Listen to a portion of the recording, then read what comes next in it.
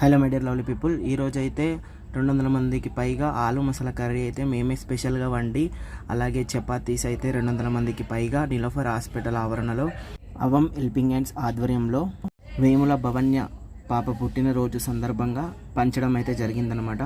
ఈ మంచి కార్యక్రమానికి సహకరించిన భవన్య వాళ్ళ నాన్నగారు వేముల శివకుమార్ అన్నగారికి అభినందనలు, ధన్యవాదాలు.